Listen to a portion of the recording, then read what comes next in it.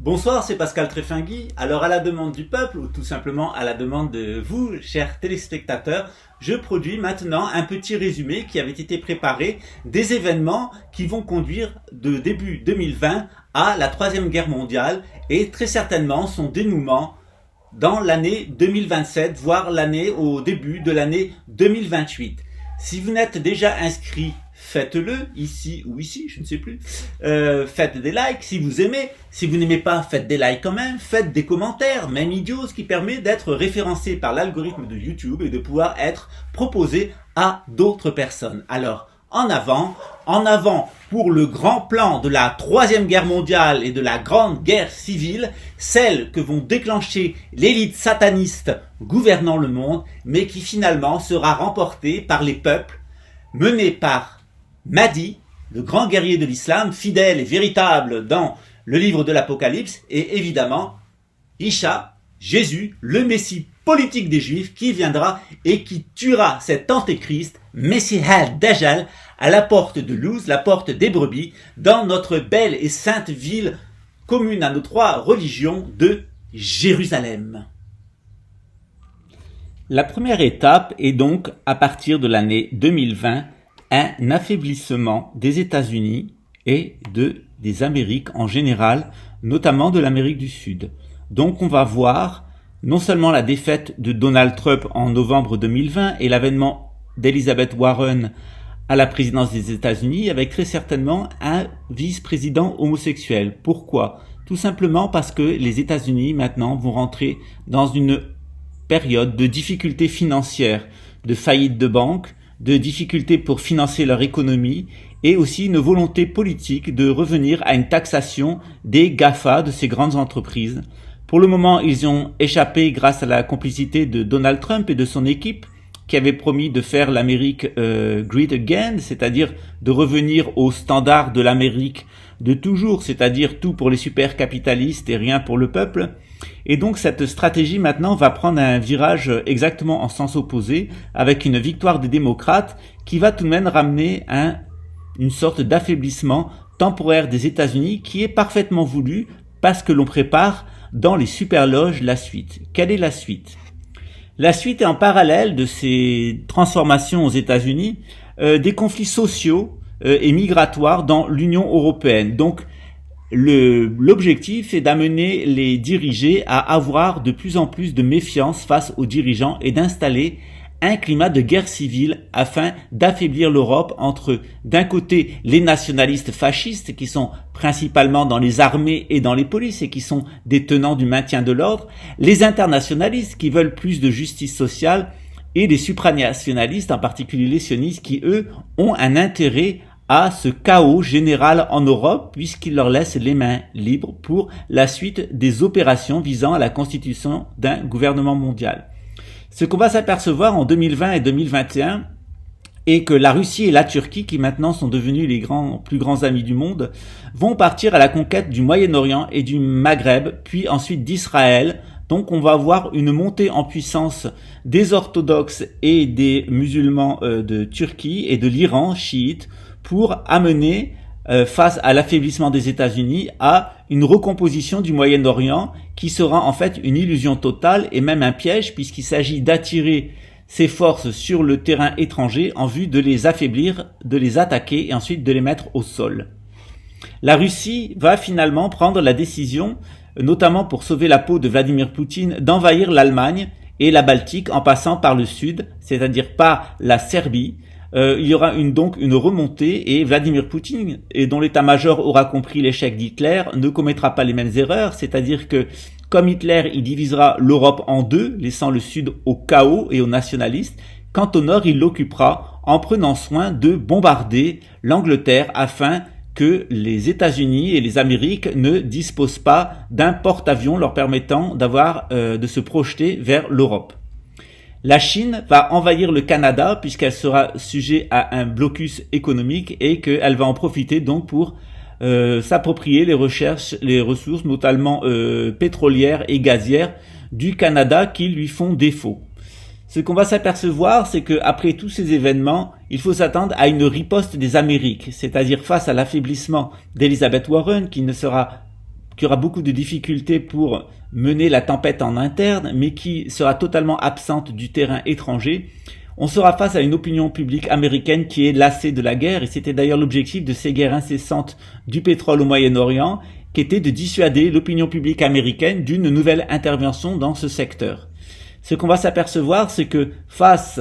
à tous ces événements qui vont acculer véritablement le continent américain et l'Australie dans une position de grande difficulté, avec une Chine qui va conforter toutes ses places en Afrique et prendre pratiquement le contrôle de l'intégralité de l'Afrique, hormis le Maghreb qui sera sous domination russe. On va donc avoir une nouvelle croisade qui va être menée par l'Occident, qui va entraîner une nouvelle fois la destruction quasi totale de l'Europe jusqu'à la Russie, donc une guerre de reconquête, et qui visera à aller jusqu'à Jérusalem, de reconstruire l'État d'Israël qui aura été détruit avec un nouveau temple, en menant une nouvelle croisade. Alors sera installé le nouvel ordre mondial qui est annoncé pour l'année. Voyons maintenant quelle sera la contre-attaque des anti-New World Order 666, donc ses opposants au nouvel ordre mondial. Tout d'abord, suite à l'invasion d'une partie du Maghreb par la Russie et l'Iran, il faut bien entendu s'attendre à une réaction des sunnites, puisque les Maghrébins sont en majorité des sunnites. Or, ce qu'on va voir, c'est l'apparition au Maghreb de l'imam al-Mahdi, qui, à partir de l'Afrique occidentale, va lever une armée de Maghrébins et d'Africains noirs, qui va se diriger donc de pays en entraînant derrière lui une masse considérable de jeunes gens, de combattants, vers l'Arabie, où il s'agira de déloger les Occidentaux, ensuite vers la Syrie, et puis finalement vers la ville de Damas, où apparaîtra donc à ce moment-là Jésus, donc Isha, qui se joindra à Mahdi pour cette reconquête des musulmans sunnites vers la ville de Jérusalem. En attendant que Mahdi arrive finalement à Jérusalem avec Jésus, avec Issa, le messie politique des Juifs, nous verrons qu'il y aura une réaction de l'Iran. En fait, que nous annoncent les hadiths? Ils nous annoncent que 70 000 Juifs 10 par an se ligueront contre l'imam al-Mahdi. Et il faut évidemment décoder cette information. Souvent, lorsque le Coran parle des Juifs, en fait, il envisage surtout les timocrates, c'est-à-dire les gens qui veulent une théocratie de type iranienne, c'est-à-dire une société dominée par le temple, dominée par la religion, avec une application tout à fait légaliste de la morale religieuse et sans spiritualité. Ce qui est d'ailleurs le cas de l'Iran, cet Iran qui de plus en plus a des tendances oligarchiques et qui, en s'associant à la Russie, qui est un oligarque, avec la Turquie, qui est également désormais une oligarchie, à tendance démocratique, les deux évidemment, tout simplement on verra que l'Iran va montrer sa véritable nature, et pour des raisons de position théologique, notamment parce que l'imam al-Mahdi sera un sunnite et qu'il sera hors de question pour un chiite de reconnaître un sunnite, et pour les ambitions de Mahdi en matière d'exégèse coranique, notamment la modification de la prière, la modification du jeûne et un certain nombre d'autres prescriptions du prophète Mohammed qui se trouvent maintenant qu'il n'y a plus de califat abrogé. Donc on va retourner à l'islam des origines avant l'hégire, et c'est donc cette grande réforme que va imposer Mahdi en parallèle de ses victoires religieuses. Tout ça ne plaira pas aux Iraniens qui se ligueront avec les Russes contre l'imam al-Mahdi, mais ils seront évidemment mis en déroute et battus, puisque de l'autre côté, les Américains du Nord et du Sud avec les Australiens auront mis la Russie en défaite et auront fait tomber le gouvernement russe. Ce qu'on va s'apercevoir donc dans un deuxième temps, c'est que la venue du Messie des Juifs va se manifester non pas d'un point de vue spirituel, mais d'un point de vue politique, c'est-à-dire tout comme l'Antéchrist sera, le Messie al-Dajjal sera, nous disent les Écritures chrétiennes, un représentant religieux, il faut s'attendre que Mahdi donc soit un représentant politique. Et c'est là ce qui fera la différence entre les deux. Ce faux Messie se déclarera roi d'Israël, mais il sera le chef d'une sorte d'église, de cette espèce d'église de la science, cette église du New Age qui est la sienne. cette église du nouvel ordre sataniste, du nouvel ordre mondial, de cette pseudo-religion. De l'autre côté, Jésus sera lui véritablement un homme politique qui voudra le rétablissement d'Israël en tant que puissance politique et qui d'ailleurs l'obtiendra. Il sera lui à la tête d'un mouvement qui sera donc plus politique que religieux et il se raffrontera sur la question de la royauté et du trône de Jérusalem avec l'imposteur Messial Dajjal qu'il tuera à la porte Luz, donc à la porte de la lumière, la porte des brebis qui a été murée par les musulmans. Ce qu'on va s'apercevoir, c'est que cette première défaite donc des Occidentaux, des croisés et des deux grands ennemis, on a d'un côté ces croisés occidentaux avec les Amériques et l'Australie et la Nouvelle-Zélande, de l'autre côté on a la deuxième main de l'Antéchrist, c'est-à-dire les Russes, les orthodoxes, les Iraniens et les Turcs, qui sont la deuxième main de l'Antéchrist, tout du moins du nouvel ordre mondial. Ces deux vont s'affronter. Dans un premier temps, ce sont donc les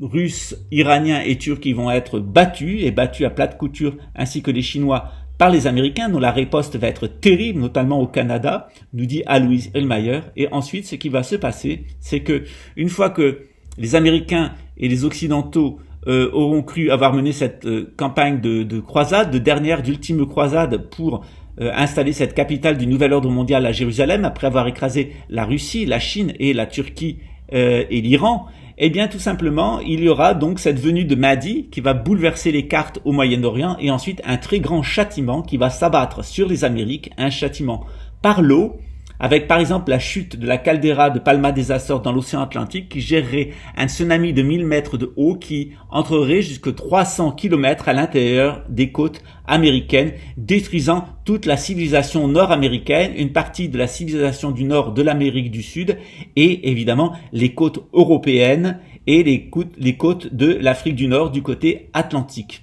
Cette ruine de ces civilisations, elle va s'accompagner d'un châtiment par le feu, c'est-à-dire une chute de météorites, et ensuite un bouleversement de la plaque océanique, la plaque atlantique, qui va avoir des conséquences jusque sur la plaque américaine, avec un enfoncement du Japon qui est comme une espèce de radeau qui flotte à la jonction de trois grandes plaques continentales. Donc on va avoir un enfoncement du Japon et sa disparition. Donc le Coran nous dit un grand tremblement de terre à l'Orient. Il y aura évidemment un grand tremblement de terre au Moyen-Orient et un grand tremblement de terre en Occident qui effectivement va amener la chute de cette caldeira des Açores, accompagnée donc d'éruptions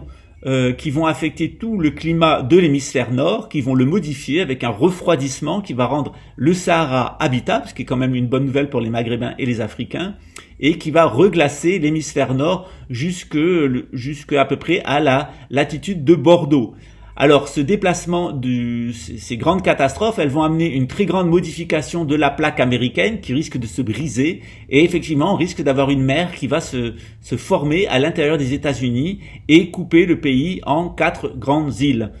Lorsque cela sera fait, donc on aura donc le châtiment total de l'Occident et de l'hémisphère nord avec la disparition de la Chine, de la Russie, d'une grande partie de l'Europe, avec une disparition des États-Unis, et on aura donc une remontée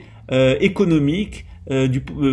spirituelle de l'Inde qui va s'affirmer de plus en plus dans sa mission, qui est la mission de la fin des temps, la mission de l'Inde, qui elle aura un rôle très important à jouer avec l'islam dans la religion du Verseau, la religion de la nouvelle ère.